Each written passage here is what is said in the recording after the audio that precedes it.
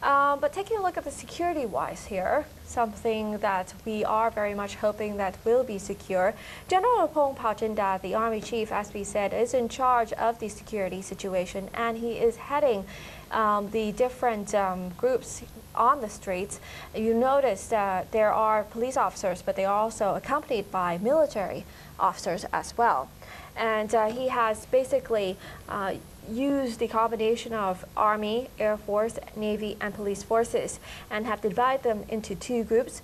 One is a group that will be watching over the protesting groups in the different locations, and the other will be the group to prevent the groups of these, pro and anti-government groups from clashing with each other. Right. But certainly, as we saw in this past event today, we didn't see the second group.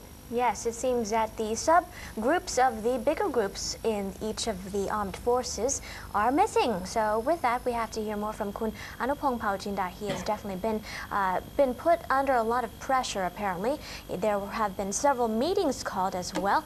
It seems that just recently, General Anupong called for a meeting among the Permanent Secretary for Defense, the Supreme Commander, even the Army commanders today, this morning. However, no ultimate decision has been made, and you could see pretty much no developments, no dynamic developments at least. But there have been three things that have been decided, which is one, maintain the institution of the country and maintain social order, apparently preventing clashes leading to losses. Some of these clashes, however, were unpreventable. And also, number three, adhering to the legal system to work out the national crisis, all of which have been very vague. And so this has not been able to solve the national crisis so far.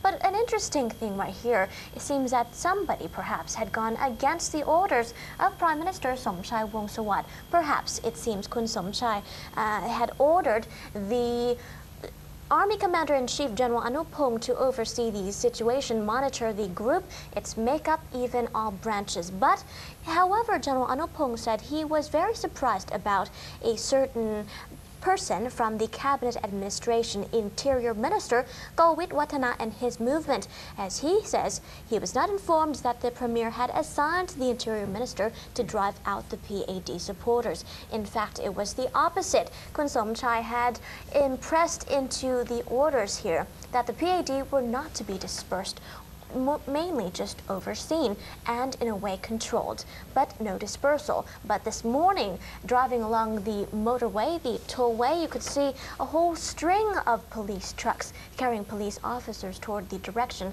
of the Dongmyeong airport. Analysis into the whole situation. Well, before we do, just a mere comment here also. Around 1,000 supporters of the PAD managed to block soldiers from driving a water truck into the Supreme Command's office at around 2:05 p.m. today. There were some sort of attempts for negotiations, but that never really occurred. And so, taking a look at the possible solutions. Snap elections, anybody? Anybody? Are we going to be having snap elections? Maybe it's a bit too late for that, because obviously there's no move from the government to actually dissolve Parliament. They are adamant that they will stay on. You have a former Prime Minister, Kun Shinawatra, planning to come back into the country.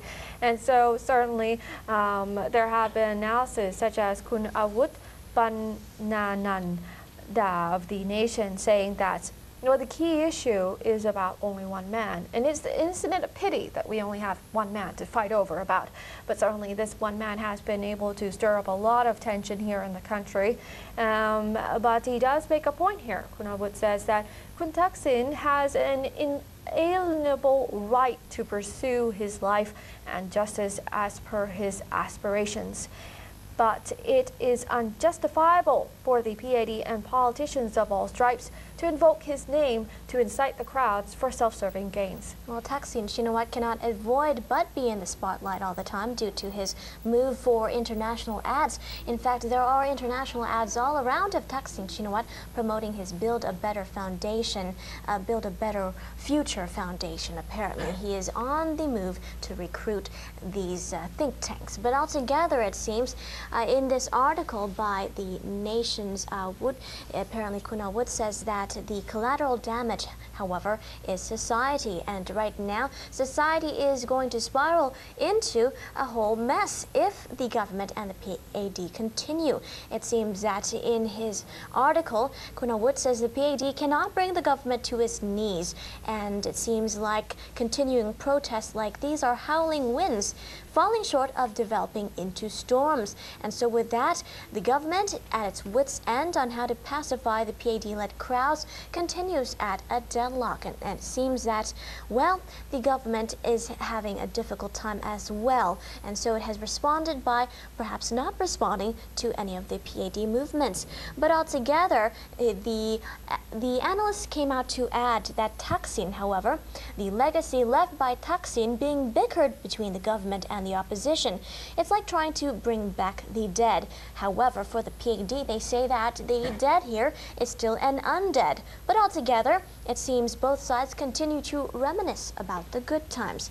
By the way, got to mention which Kun Somchai Wongsawat is apparently delayed. His plane has been delayed, and just have to add on the side here a little bit of a side note that a hydraulic lock of the plane wheel would not work, and so it prevented the plane from taking off, according to the PRD. Just had to insert that. Well, certainly, if he does come back, hopefully no violence will occur. There are still, of course, attempts by people to see if there are any talks. But that's very hard to see that it's going to happen, and inevitably, as a lot of people are predicting, a clash might occur. So hopefully things will go for the best of the Thai people. As I said earlier this week, Rosalind, yes, nobody really knows what's going to happen this week, and we really have to pray for the survival of the Thai people through this chaotic time. I mean, if you take a look at some analysts coming from overseas, Time magazine associated with CNN has recently just compared this whole situation to like a movie, where really it's very hard for anybody to just imagine this whole story coming up, where there are many, many final showdowns and a running fugitive who was a former prime minister into the country that has been causing so much trouble here. So certainly, you know, we'll have to see.